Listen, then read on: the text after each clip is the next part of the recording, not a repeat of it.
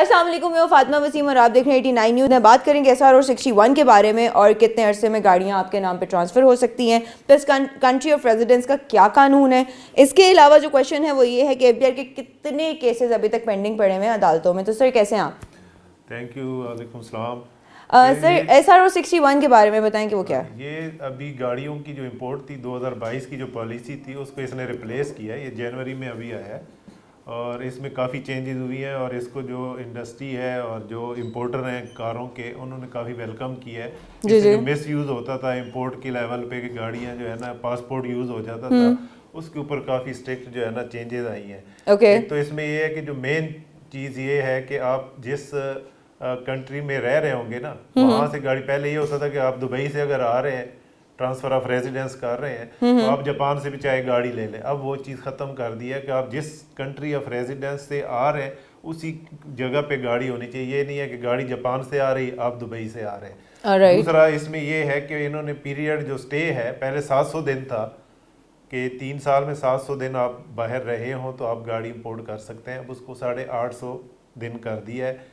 تیسرا جو اس میں سب سے اچھی چیز کی ہے، پہلے یہ ہوتا تھا کہ میں نے گاڑی باہر سے ٹرانسفر آف ریزیڈنس پہ لے آیا ہوں تو میں اس کو جب مرضی بیچ دیتا تھا. اب اس میں کم از کم میں اس کو 1 سال اپنے نام پہ رکھوں گا، اس کے بعد بیچوں گا. تو اب یہ ایک ریئر جو بندہ آ رہا ہے، لیکن گاڑی بندے کے نام پہ ٹرانسفر ہونے پہ بھی تو ٹائم لگتا ہے. نہیں، گاڑی ٹرانسفر ہونے میں تو 1 گھنٹہ بھی نہیں لگتا کیونکہ اب سارا ڈیجیٹل سسٹم ہے. آپ نے تم امپریشن کہیں سے بھی آپ جو ہے نا نادرہی سہولت پہ جاتے ہیں، آپ سیلر اور بائر وہاں پہ تم کرتے ہیں تو گاڑی ٹرانسفر ہو جاتی ہے. ٹھیک ہو گیا. بٹ سر اس سے پہلے جو میں نے آپ سے ایک بات پوچھی تھی گاڑیوں کی امپورٹ کے بارے میں، شو رومز والے بھی باہر سے امپورٹ کرواتے ہیں. لیکسس ہو گئے، یہ کیا نام ہے، پراڈو ہو گئے، لینڈ کروزرز ہو گئے، یہ ساری گاڑیاں باہر کی امپورٹ ہوتی ہیں. مینوفیکچر آف پاکستان بہت کم ہے، تو اس پہ جو ہمارے ٹیکس یا کسٹم کلیئرنس وغیرہ لگتی ہے اب اس کا کیا حساب کتاب ہوگا؟ نہیں، اس کا اس سے نہیں تعلق. یہ صرف وہ ہے کہ جو ٹرانسفر آف ریزیڈنس کے وقت ہونا ہے یہ ایسا اس ریلیونٹ ہے. جو نارمل بزنس امپورٹ ہے اس پہ پہلے بھی کوئی مسئلہ نہیں تھا، ابھی بھی نہیں ہے. وہ آپ جب مرضی یعنی اس میں امپورٹ کر سکتے ہیں. اور تیسری اس میں یہ کر دی ہے کہ پہلے جو پرسنل گاڑیاں ہوتی تھیں اس کے اوپر کوئی کوالٹی کا جو ہے نا کوئی کنٹرول یا کوالٹی چیک کے اوپر جو ہے نا کوئی رولز ریگولیشن نہیں تھے.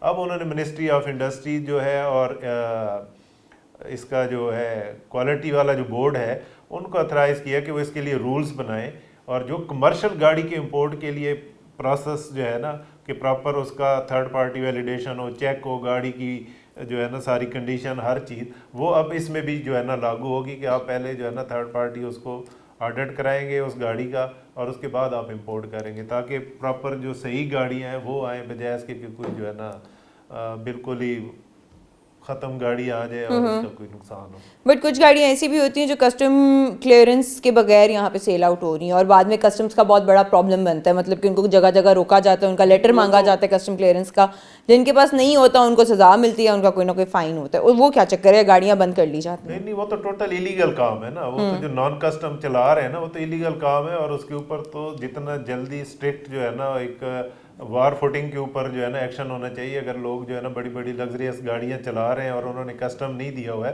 تو یہ تو اسٹیٹ سمجھے اینٹی پاکستان ایک ایکشن ہے اور اس کے اوپر تو فوری ایکشن ہونا چاہیے. جتنا بھی اسٹرانگ ایکشن ہو وہ کم ہے. ٹھیک ہو گیا. اور اس کے علاوہ جو کنٹری آف ریزیڈنس ہے ان کا کیا قانون ہے؟ کنٹری آف ریزیڈنس یہ ہے کہ کوئی جس طرح ہمارے لوگ ہیں باہر نان ریزیڈنٹ ہیں، کوئی جاب کے لیے ہے، کوئی بزنس کے لیے ہے، تو وہاں پہ اگر 3 سال میں اب وہ 850 دن ان کا سٹے بنتا ہے تو ان کو یہ بینیفٹ ہوگا کہ وہ بغیر ڈیوٹی کے جو ہے نا ایک گاڑی جو ہے نا وہاں سے امپورٹ کر سکتے ہیں. 3 سال میں 850 دن کا سٹے جو ہے نا اور 1 سال میں یعنی 1 سال منیمم گزرا ہو تو ایک گاڑی امپورٹ کے بعد آپ دوسری کر سکتے ہیں. ٹھیک ہے. اور جو FBR کے کیسز ہیں وہ عدالتوں میں کتنے پینڈنگ پڑے ہیں؟ اس وقت تقریباً جو ہے نا 35,000 کے قریب جو لیٹیگیشن جو ریونیو کے کیسز ہیں وہ مختلف کورٹ یعنی اپیل کمشنر سے لے کے سپریم کورٹ تک ہے. اور سب سے بڑا انفارچونیٹ یہ ہے کہ سپریم کورٹ میں صرف جو ہے نا 6,000 سے زیادہ کیسز اس وقت پینڈنگ ہیں، جس میں تقریباً آپ کا جو بجٹڈ ریونیو 13,000 ارب ہے تو اس کا کوئی 40% جو ریونیو ہے وہ سمجھ لیں کیسز میں جو ہے نا پھنسا ہوا ہے. तो हमें वार फुटिंग के ऊपर जो हमारी गवर्नमेंट है और हमारे जो रेलेवेंट इदारे हैं, स्टेक होल्डर्स हैं, उनको इसके ऊपर फ़ौरन एक्शन लेना चाहिए। और इसका जो है ना कोई 90 डेज़ के अंदर अंदर जितने भी इस वक्त पेंडिंग केसेस हैं उनको ताकि रिजॉल्व करें, चाहे उसमें से रेवेन्यू आता है, चाहे टैक्स पेयर को बेनिफिट जाता है। लेकिन एक तो टैक्स के जो केस ख़त्म होंगे, एक तो अदालतों पे बोझ कम हो जाएगा कि 34-35 हज़ार केस ख़त्म हो जाएंगे। एक एक्चुअल जो रेवेन्यू है उसमें ये 4700 अरब के करीब जो रेवेन्यू फंसा हुआ है उसका भी पता चल जाए कि वो रेवेन्यू है या वैसे जो है ना डिपार्टमेंट ने केस बना के आगे वो किए हुए हैं। But sir black money white जब तक नहीं होगा लोगों के, ऑब्वियसली जो एफआईआर के जितने भी अभी इस वक्त केसेस चल रहे हैं, ब्लैक मनी वाइट भी नहीं हो रहा, और अभी आगे सुनने में आ रहा है कि करेंसी ही चेंज हो रही है, उसके बारे में आपका क्या ख्याल है? करेंसी तो नहीं चेंज हो रही, करेंसी नोट जो है उनकी शेप तो करेंसी नोट की अगर शेप चेंज होगी, डेफिनेटली उनके सीरियल नंबर सब कुछ चेंज होगा, तो जितना पैसा लोगों ने अपनी तिजोरियों में या बेड के नीचे रखा हुआ है वो कैसे निकालेंगे?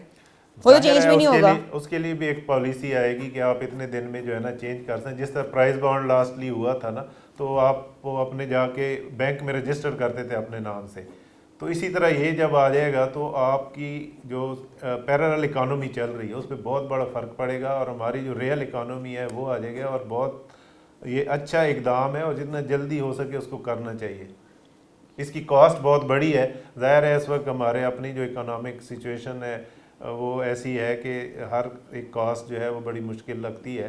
तो जो नए नोट हैं उनकी जो प्रिंटिंग कॉस्ट है उसको मद्देनज़र रख के जितना भी जल्दी बजट में से पैसे निकलते हैं वो करके और उसका जो भी मैकेनिज़्म है उसके रूल्स रेगुलेशन जो है वो फाइनल करें और लेके आएँ, ताकि एक जो एम्बिग्विटी है मार्केट में कि नोट कब आ रहा है, कैसा आएगा, क्या होगा, क्या नहीं होगा, वो सारे जो अब ज़्यादातर हमारे हाँ जो अफवाहें होती हैं ना उसको किल ऑफ करने की बजाय जो है ना प्रोलॉन्ग करती जाती है गवर्नमेंट। तो गवर्नमेंट को चाहिए फौरी तौर पे एक्शन ले, अपना जो अलाया अमल है वो दें ताकि अफवाहें जो है ना वो दम तोड़ें।